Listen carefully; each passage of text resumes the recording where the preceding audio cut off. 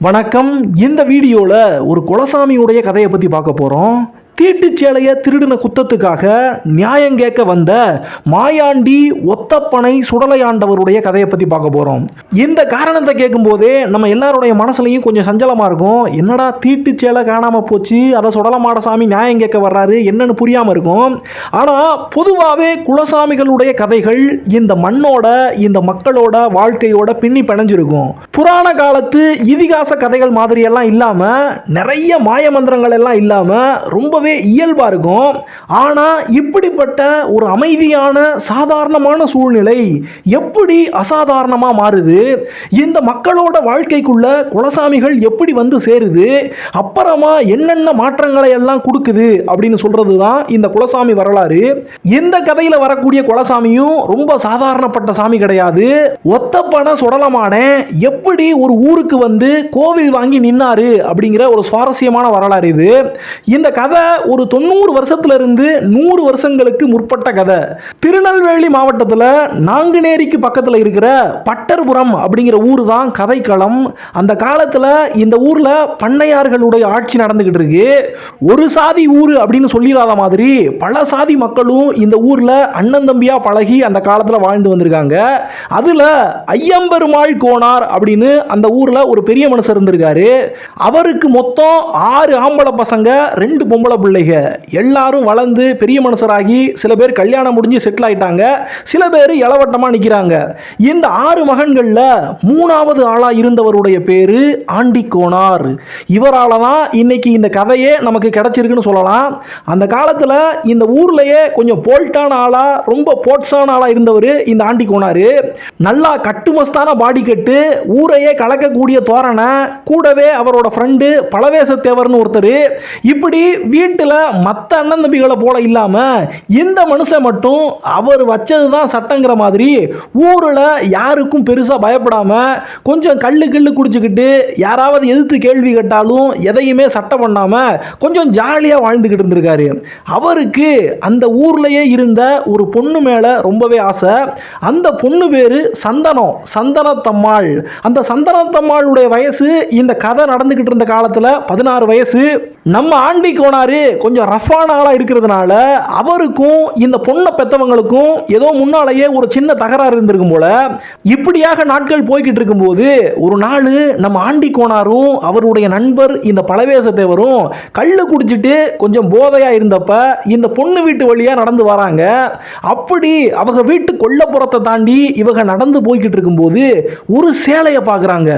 இந்த சேலை ஏன் கொல்லப்புறத்தில் கிடக்குது அப்படின்னு சொல்லி கேட்டா, அந்த பொண்ணு சந்தனத்தம்மாளுக்கு மாதவிடா ஏற்பட்டு தீட்டுப்பட்ட சேலைன்னு சொல்லுவாங்க பாருங்க. அப்படி தீட்டு சேலையை வீட்டுக்குள்ள கொண்டு போகக்கூடாதுன்னு சொல்லி அவங்க வீட்டுக்கு பின்னாலேயே வெளியே கலட்டி போட்டு வச்சிருக்காங்க இந்த சந்தனத்தம்மா. நம்ம ஆண்டி கோனாரு சும்மாவே யாருக்கும் அடங்காம கொஞ்சம் அது பார்ப்பாப்புல. இந்த குடும்பத்து கூட ஏற்கனவே ஒரு தகராறு இருக்கிறதுனால என்ன நினைச்சாரோ தெரியல, அந்த சேலையை தூக்கிட்டு போய் ஒரு எருக்குழியில சாணியெல்லாம் போட்டு உரமாக்கக்கூடிய ஒரு எருக்குழியில புதைச்சு வச்சுட்டு போயிடுறாரு. இதுல கவனிக்க வேண்டிய விஷயம் என்னன்னா, ஆண்டி கோனாரும் அவருடைய ஃப்ரெண்டு இந்த பழவேசத்தேவரும் இப்படி சேலையை களவாண்டு போய் எருக்குழியில புதைச்சு வச்சாங்க. இவங்களுக்கு புதைச்சு வச்சாங்க அப்படிங்கிறது மட்டும்தான் ஞாபகத்தில் இருக்கு.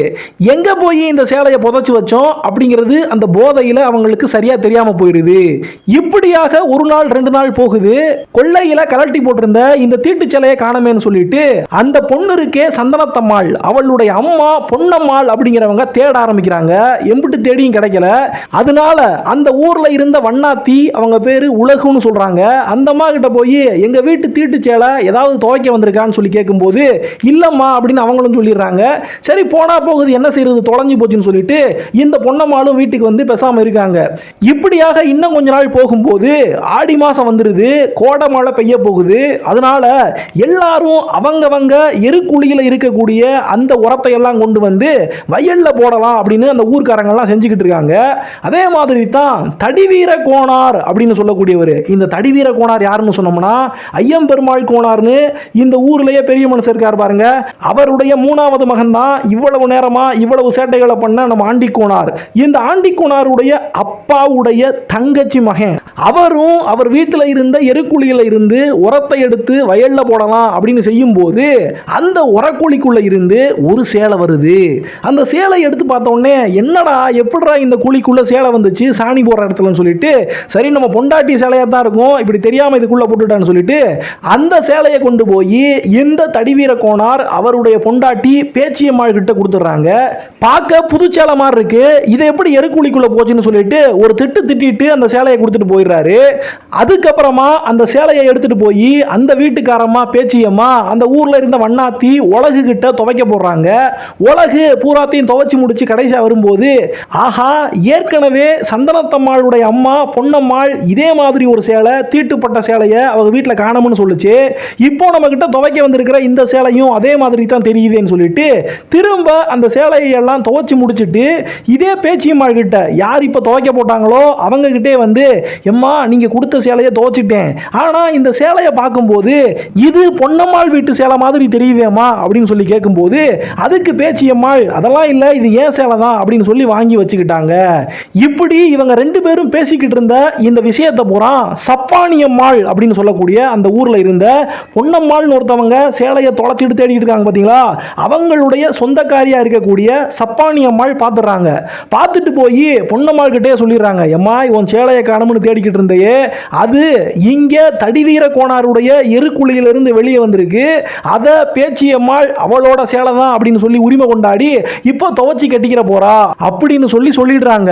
இவ்வளவு தூரம் நடந்துட்டா கிராமத்தில் சொல்லவா வேணும், சண்டை நெறி ஆரம்பிச்சிருது. பொன்னம்மாள் கிளம்பி வந்து இங்க பேச்சியம்மாள் வீட்டில் சண்டை போடுறாங்க, என் சேலையை நீ தான் களவாண்டு வச்சுக்கிட்ட அப்படின்னு சொல்லிட்டு. அதுக்கு பேச்சியம்மாள் நான் யார் வீட்டிலையும் வந்து எதையும் களவாங்கல, அது ஏன் சேலை தான் அப்படின்னு சொல்லி அந்த அம்மா சொல்ல இப்படியாக சண்டை முத்தி போயிருது. அதுக்கப்புறமா இந்த பிரச்சனையானது ஊர்ல இருக்கிற பண்ணையார்கிட்ட போய் சேருது. பண்ணையாரு நல்லா தீர விசாரிச்சு பார்த்ததுக்கு அப்புறமா அந்த சேலையானது பொன்னம்மாள் வீட்டு சேலை சந்தனத்தம்மாளுடைய சேலை தான் அப்படின்னு முடிவு பண்ணி இதுக்கு சேலையை திருடுனதுக்காக ஒரு அபராத தேங்காயை நீங்க இந்த ஊர்ல உடைக்கணும் அப்படின்னு சொல்லிட்டு தடிவீர கோனார் வீட்டு மேல தீர்ப்பு கொடுத்துறாரு. ஆனாலும் நாங்க இந்த சேலையை திருடவே இல்லை அப்படின்னு சொல்லிட்டு தடிவீர கோனாரா இருக்கட்டும் அவருக்கு சப்போர்ட்டா அவருடைய மாமா இந்த ஊர்ல இருந்த இன்னொரு பெரிய மனுஷன் ஐயம்பெருமாள் கோனாரா இருக்கட்டும் எல்லாரும் ஸ்ட்ராங்கா நிக்கிறாங்க. அப்படி நீங்க திருடலைன்னு சொன்னா இந்த பண்ணையாருடைய உத்தரவை நீங்க கேட்க மாட்டீங்க அப்படின்னு சொன்னா மேல இருக்கக்கூடிய ஆண்டவன் ஒத்தப்பன சுடலமாடேன் இந்த ஊர்ல இருந்து கொஞ்சம் தூரம் தள்ளி கோயில் வாங்கி இருக்கக்கூடிய விஜயநாராயணபுரம் ஒத்தப்பன சுடலையாண்டவருடைய கோயிலுக்கு வந்து சத்தியம் போடுங்க, அப்படி சத்தியம் போட்டுக்கிட்டு நீங்க அபராதம் கட்டாம போனா போங்க அப்படின்னு சொல்லிட்டு சப்பானி அம்மாள்னு சொல்லி இவங்க 2 பேருக்கு நடுவில் சண்டை ஏற்படுத்தி விட்டாங்க பாத்தீங்களா. அவங்க சொல்ல போக சரி அப்படியே செய்யறோம், எங்க மேல தப்பு இல்லை, நாங்க எந்த திருட்டுத்தனமும் பண்ணல, அதனால சாமி முன்னால சத்தியம் போடுறோம் அப்படின்னு சொல்லிட்டு இந்த தடிவீர கோனாரும் ஐயம்பெருமாள் கோனாரும் அந்த ஐயம்பெருமாள் கோனார் ஐயாவுடைய மூத்த மகன் அவரோட பேர் மாசான கோனாரு இவங்க எல்லாரும் கிளம்பி பிராது கொடுத்த பொன்னம்மாள் வீட்டு ஆளுகளையும் கூப்பிட்டுக்கிட்டு விஜயநாராயணபுரத்துக்கு போய் சேர்றாங்க. அங்க போய் ஒத்தப்பனை சுடலையாண்டவர் சாமி முன்னால சத்தியம் போடுறாங்க. இந்த ஒத்தப்பனை சுடலையாண்டவர் இருக்காரே நியாயம் கொடுக்கறதுல இவரை போல ஒரு சாமி உலகத்திலே கிடையாது. சுடலமாட சாமியுடைய மூலஸ்தானமான சீவலப்பேரியிலிருந்து கிளம்பி வந்து விஜயநாராயணபுரம் அப்படிங்கிற ஊர்ல ஏற்கனவே ஒரு பெரிய பஞ்சாயத்துக்கு தீர்ப்பு சொல்லி நிறைய காவுகளை பலிகளை எல்லாம் எடுத்தவர் தான் இந்த ஒத்தப்பனை சுடலை. அந்த ஒத்தப்பனை சுடலை கிட்ட தான் இப்போ சத்தியம் போடுறதுக்காக இந்த குடும்பமே போய் நிக்குது. இவங்க யாருக்குமே அந்த சேலையானது திருடப்பட்டிருக்கு. அந்த திருட்ட பண்ணவரும் அவங்க வீட்டில் இருந்த ஒரு ஆள் தான், அதாவது ஐயம்பெருமாள் கோனாருடைய 3வது மகன் தான் இப்படி சேலையை திருடினாரு அப்படிங்கிற விஷயம் எதுவுமே தெரியாம நேரா போய் விஜயநாராயணபுரத்தில் சாமியுடைய சன்னதி முன்னால கற்பூரத்தை கொளுத்தி நல்லா சத்தியத்தை போட்டுறாங்க. அதுக்கப்புறமா எங்க மேல தப்பு இல்லைன்னு நிரூபிச்சிட்டோம் அப்படின்னு சொல்லிட்டு மறுபடியும் கிளம்பி அவங்களோட ஊரு பட்டர்புரத்துக்கே வராங்க. அப்படி வரும்போது இன்னைக்கு வந்து துடியான சாமியுடைய கோயில்ல நம்ம சத்தியம் போட்டிருக்கோம், அதனால நேரா நம்ம ஊருக்கு போகக்கூடாதுன்னு சொல்லிட்டு வார வழியிலேயே மாவடி மாசான சாமி, அதாவது ஹரிச்சந்திர மகாராஜான்னு சொல்லி நம்ம வரலாறுல படிச்சிருக்கோம் பாத்தீங்களா, அவரைத்தான் மாசான சாமி அப்படின்னு தென் மாவட்டங்களில் கும்பிடுவாங்க. அந்த மாவடியில் இருக்கக்கூடிய மாசான ஹரிச்சந்திர சுவாமியுடைய கோயிலுக்கு போய் அங்க சாமியை கும்பிட்டு தங்கி இருந்துட்டு அதுக்கப்புறமா இந்த குடும்பம் எல்லாம் பட்டர்புரத்துக்கு வந்து சேர்றாங்க. இப்போ இனிமேல் என்ன நடக்க போகுதுன்னா, விஜயநாராயணபுரத்துல இவங்க இப்ப போட்ட சத்தியம் பொய் சத்தியம். தெரிஞ்சோ தெரியாமலோ தப்பு பண்ணது அவங்க வீட்டு ஆளுக தான். அவங்க வீட்டை சேர்ந்த ஒருத்தர் தான் இப்படி சேலையை திருடி கொண்டு வந்து அவங்க மாமனுடைய எருக்குழியில ஒளிச்சு வச்சிருந்திருக்காரு. அதனால இப்படி போடப்பட்ட பொய் சத்தியத்துக்கு நியாயம் கேட்கறதுக்காக விஜயநாராயணபுரத்துல இருந்து ஒத்தப்பன சுடலையாண்டவர் இவங்களுக்கு பின்னாலேயே தொடர்ந்து வந்துகிட்டு இருக்காரு. அப்படி வந்தவர் மாவடி மாசாணசாமி கிட்ட போய், எப்பா இந்த குடும்பத்து மேல நான் நீதி கேட்கணும், இவங்க போட்ட பொய் சத்தியத்துக்கு நான் நியாயம் கேட்கணும், அவங்க ஒன்ன கும்பிட்டுட்டு போனதுனால நீ எனக்கு அதுக்கு உத்தரவு கொடுத்து வழிவிடியா அப்படின்னு மாசாணசாமி கிட்ட கேட்கும்போது மாசாணசாமி சொல்றாரு, அவங்க என்னையே நம்பி என்னுடைய அடைக்கலத்தை வாங்கிட்டு ஊருக்கு போயிருக்காங்க. அதனால நீ நியாயம் கேட்கறதுனா கேளப்பா, ஆனா என்னை கும்பிட்டுட்டு போன என்னுடைய பக்தர்களுடைய உயிருக்கு எந்த பிரச்சனையும் இல்லாம பாத்துக்கணும் அப்படின்னு சொல்லி அனுப்பினதாகவும், அந்த உத்தரவு கிடைச்சதுக்கு அப்புறமா ஒத்தப்பன சுடலையாண்டவர் சாமி ரொம்பவே சந்தோஷப்பட்டு வானத்துக்கும் பூமிக்கும் வளர்ந்து நின்று 5 மணி வள்ளையத்தை கையில பிடிச்சி இன்னொரு கையில பொந்தந்தடியை பிடிச்சிக்கிட்டு பூமியில ஓங்கி ஒரு அடி அடிச்சுக்கிட்டு ரொம்பவே ஆக்ரோஷமாக அலிட்டாட்சியம் பண்ணிக்கிட்டு இங்கே பட்டர்புரம் ஊருக்குள்ள வந்து சேர்றாரு. வந்து சேர்ந்ததுக்கு அப்புறமா சைலண்டா தன்னுடைய வேலைகளை எல்லாம் ஆரம்பிக்கிறாரு.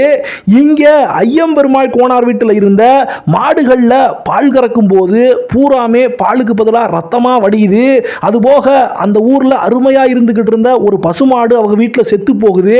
ஐயம்பெருமாள் கோனாருடைய கனவுலையும் ஏகப்பட்ட கெட்ட கெட்ட விஷயங்கள்லாம் வருது. அவர் தொட்டதெல்லாமே மண்ணா போயிருது. ஒரு விஷயம் கூட வீட்டில் நல்லதே நடக்கல. நைட்டு தூங்கிக்கிட்டு இருக்கும்போது வீட்டு கூரை மேல எல்லாம் நல்லா மண்டை ஓட்டு எலும்புகள் கைகால் எலும்புகள் எல்லாம் வந்து உழுகுது. சுடலமான சாமி அத்தனையும் போய் சுடுகாட்டுல பிச்சு தின்னுட்டு அவங்க வீட்டு மேல எரிஞ்சுக்கிட்டு இருக்காரு. அது மட்டும் இல்லாம வெள்ளி செவ்வாய் நாட்கள்ல எல்லாம் அவங்க வீட்டை சுத்தி ஒரே ஓலக்குரலா கேட்குது. சுத்தி நின்று சுடலமான சாமி பேய்களை எல்லாம் கூட்டி வந்து அழுக விடுறாரு. இது மட்டும் இல்லாம அந்த ஊர் மக்கள் எல்லாத்துக்குமே நிறைய நோய் நொடிகளை கொடுக்கிறாரு. இதையெல்லாம் பார்த்து நம்ம வீட்டை சுத்தி என்ன நடக்குதுன்னு புரியலேன்னு சொல்லிட்டு ஐயம்பெருமாள் கோனாரும் அவருடைய மூத்த மகனும் சிந்திச்சுக்கிட்டு இருக்கும்போது பக்கத்து வீட்டில் இருந்த சுடலையாண்டி கோனார் அப்படிங்கிறவர்கிட்ட போய் இந்த ஐயம்பெருமாள் கோனார் ஐயாவுடைய மூத்த மகன் மாசான கோனார் போய் சொல்றாரு, இவங்க 2 பேரும் பேசி முடிச்சு என்னதான் நடக்குது அப்படிங்கிறத ஒரு குறி கேட்டு தெரிஞ்சுக்கலாம் அப்படின்னு சொல்லி கருவேலங்குளத்தில் இருக்கக்கூடிய குரத்தி வீட்டுக்கு குறியேக்க போறாங்க. அங்க போய் இந்த ஐயம்பெருமாள் கோனார் ஐயாவுடைய மூத்த மகன் மாசான கோனார் குறியேட்டு வந்து உட்கார்ந்து இருக்கிறத பார்த்த உடனே அந்த குரத்தியுடைய கண்ணுக்கு அவருக்கு பின்னால 5 மணி வள்ளையத்தை தூக்கிக்கிட்டு கோவத்தோட முழிச்சு பார்க்கிற ஒத்தப்பனை சுடலையாண்டவர் சாமி தெரிய ஆரம்பிக்கிறாரு. அதனால ஐயா தெரிஞ்சோ தெரியாமலோ இப்படி ஒரு பொய்ச்சித்தியத்தை போட்டீங்களே, உங்க குடும்பத்து மேல நியாயம் கேட்கறதுக்காகத்தான் ஒத்தப்பன சுடலசாமி உங்களை சுத்தி சுத்தி வராரு. அதனால அவருடைய கோபத்தை தணிச்சு அவருக்கு ஒரு நிலையம் போட்டு நீங்க குடும்பத்தோட அவருடைய பாதங்களை பிடிச்சிங்கன்னா இந்த பிரச்சனையிலிருந்து நீங்க விடுபட்டு என்னன்னைக்கும் சாமி உங்களை காப்பாத்தி நிற்பாரு அப்படின்னு அந்த குரத்தியம்மா சொன்னதை கேட்டுட்டு ஊருக்கு வந்து தடிவீர கோனார் ஐயம்பெருமாள் கோனார் ஐயாவுடைய மூத்த மகன் இவங்க எல்லாரும் கலந்து பேசி அந்த ஊருக்கு மறுபடியும் விஜயநாராயணபுரத்துக்கு போய் அங்க இருந்து பிடிமண் எடுத்து வந்து இங்க சாமிக்கு ஒரு பீடம் போட்டு அவருக்கு கோயில் எடுத்து கொடை விழா கொடுத்து கும்பிடணும் அப்படின்னு முடிவு பண்ணி இவங்க எல்லாரும் ஒரு நல்ல வெள்ளிக்கிழமையா முடிவு பண்ணி கிளம்பி போய் அங்க விஜயநாராயணபுரத்துல இருந்து பிடிமண்ணை எடுத்துட்டு வந்து பட்டர்புரத்துக்கு சாயங்காலம் வந்து சேர்ந்துடுறாங்க. அப்படி வந்து சேர்ந்ததுக்கு அப்புறமாவும் சாமிக்கு ஊர்ல எந்த இடத்துல பீடம் போடுறது அப்படின்னு தெரியாம அவங்க முழிச்சுக்கிட்டு நிற்கும் போது இந்த ஐயம்பெருமாள் கோனாருக்கு 6 மகங்க இருக்காங்கன்னு சொன்னோம் பாத்தீங்களா. அந்த 6 மகங்கள்ல கடைசி மகனாக இருக்கக்கூடிய லட்சுமண கோனார் மேல 17 வயசு பையனா இருக்கக்கூடிய லட்சுமண கோனார் மேல இந்த சுடலமாட சாமி இறங்கி வந்து ஆட்டமா ஆடி ஆதாளி போட்டு தன்னுடைய இடம் எங்க இருக்கு பட்டர்புரத்துல எங்க இருக்கு அப்படின்னு காட்டும் விதமாக இவங்க தூக்கிட்டு வந்த அந்த பிடிமண்ணை அவர் தூக்கிக்கிட்டு ஊருடைய தென்மேற்கு திசையில ஓடி போய் அங்க இருந்த ஒரு ஆவார மூட்டுக்கு கீழே இங்கதான் எனக்கு நீங்க நிலையம் போடணும்னு சொல்லி அங்க பீடம் வாங்கி அங்க கோயில் வாங்கி மக்களை எல்லாம் காலகாலத்துக்கும் காத்து நின்று அருமையாக கொடை விழா நடக்கும் போது படையல்களை வாங்கிக்கிட்டு இந்த ஐயம்பெருமாள் கோனாருடைய வம்சத்தையும் அந்த ஊர் மக்களுக்கெல்லாம் ஒரு காவல் தெய்வமாகவும் நின்று பட்டர்புரம் ஒத்தப்பனை சுடலைமாட சாமி அப்படிங்கிற பேர்ல இங்கே கோயில் வாங்கி நிற்கிறாரு. இப்போ சாமி கோயில் வாங்கின வரைக்கும் ஒட்டுமொத்த வரலாறையும் நம்ம பார்த்து தெரிஞ்சுக்கிட்டோம். இதுல சின்ன சின்ன சந்தேகங்கள் நமக்கு இருக்கலாம். அது என்னன்னா, உண்மையாவே சந்தனத்தம்மாளுடைய சேலை, அதாவது பொன்னம்மாள் வீட்டு சேலை தான் தொலைஞ்சு போயிருக்கு. அது தெரிஞ்சோ தெரியாமலோ எருக்குழியில இருந்து பேச்சியம்மாளுடைய கைக்கு வந்து சேரும்போது அந்த அம்மா முதல்லயே இது ஏன் சேலை இல்லை அப்படின்னு சொன்னா பிரச்சனை அங்கேயே முடிஞ்சிருக்குமே, ஏன் அந்த அம்மா அது அவங்க சேலைன்னு சொல்லி உரிமை கொண்டாடுனாங்க அப்படின்னு சொல்லி கேட்டா, இந்த பொன்னம்மாள்னு சொல்றமே அந்த அம்மா பேச்சியம்மாள்னு சொல்லி ரெண்டாவது சேலை அவங்க கைக்கு வந்து சேர்ந்துச்சு. அந்த அம்மா இந்த சேலை விஷயத்தை எல்லாம் தெரிஞ்சுக்கிட்டு மறுபடியும் பொன்னம்மாள் கிட்ட போய் சொல்லி சண்டைக்கு கூப்பிட்டு வந்த சப்பானியம்மாள், இவங்க 3 பேரும் ஒரே ஊரை சேர்ந்தவங்களாம். ஒரே ஊர்ல பிறந்து வளர்ந்து ஃப்ரெண்ட்ஸா இருந்து இங்க பட்டர்புரத்துக்கு வாக்கப்பட்டு வந்தவங்க. அதனால இவங்க எங்க போனாலும் கூட சேர்ந்து ஒரே மாதிரி போறதாகவும் ஒரே மாதிரியான சேலைகள் ஒரே மாதிரியான கலர்ல எல்லாம் வாங்கிக்கிட்டு திருவிழாவுக்கு கட்டுறதுமாக இருந்திருக்காங்க. அப்படி இருந்ததுனால தான் இப்படி காணாம போன இந்த சந்தனத்தம்மாளுடைய சேலை இருக்கு பாத்தீங்களா, பொன்னம்மாள் வீட்டு சேலை, அதே மாதிரியான ஒரு சேலை இங்க பேச்சியம்மாளுடைய வீட்லயும் உண்மையிலே இருந்துச்சுன்னு அந்த அம்மா அதனால அடையாளம் தெரியாம இது ஏன் சேலை தான் அப்படின்னு சொல்லிட்டாங்க அப்படின்னு சொல்லுவாங்க. இதே ஸ்டோரியில இன்னொரு வெர்ஷன்ல என்ன சொல்லுவாங்கன்னா, சந்தனத்தம்மாள்னு ஒரு பொண்ணு இருந்துச்சு, அந்த பொண்ணு மேல ஆண்டி கோனார் ஆசைப்பட்டாரு, எல்லாம் சரிதான், ஆனா இந்த சேலையை கொண்டு போய் அவர் ஒளிச்சு வச்சாரே அந்த சேலையானது சந்தனத்தம்மாளுடைய சேலையே கிடையாது, அது உண்மையாவே பொன்னம்மாள் கட்டி போட்டு அவங்க தீட்டுப்பட்ட சேலையை வீட்டுக்கு வெளியில கொள்ளையில போட்டு வச்சிருந்தாங்க அப்படின்னு சொல்லுவாங்க. இந்த கதை ஒரு 90 வருஷத்துக்கு முன்னால ஒரு கிராமத்தில் நடந்த கதை அப்படிங்கிறதுனால நிறைய மக்கள் சின்ன சின்ன மாற்றங்களோட இவ்வளவு காலகட்டத்துக்கு அப்புறமா இந்த கதைகளை சொல்லி வருவாங்க. எது எப்படியோ ஒத்தப்பனை சுடலையாண்டவர் கோயிலுக்கு போய் சத்தியம் போடுறதுக்கு முன்னால ஒரு தடவைக்கு 2 தடவை யோசிச்சு நமக்குள்ளேயே நல்லா தீர விசாரிச்சுட்டு அதுக்கப்புறமா தான் சாமி கிட்ட போய் சத்தியம் போடணும், இல்லாட்டி என்னவெல்லாம் நடக்கும் அப்படிங்கிறதுக்கு இந்த கதை ஒரு உதாரணம். இந்த வீடியோ உங்களுக்கு பிடிச்சிருந்துச்சுன்னா ஒரு லைக் கொடுங்க. இந்த வீடியோ எப்படி இருந்துச்சுன்னு கமெண்ட்ஸ்ல சொல்லுங்க. இதே மாதிரியான ஆன்மீக தகவல்களை நீங்க தெரிஞ்சுக்கிறதுக்கு இந்த சேனலை சப்ஸ்கிரைப் பண்ணி பெல் ஐகானை கிளிக் பண்ணி ஆல் அப்படிங்கிற ஆப்ஷனையும் தொட்டு வச்சுக்கோங்க. நன்றி, வணக்கம்.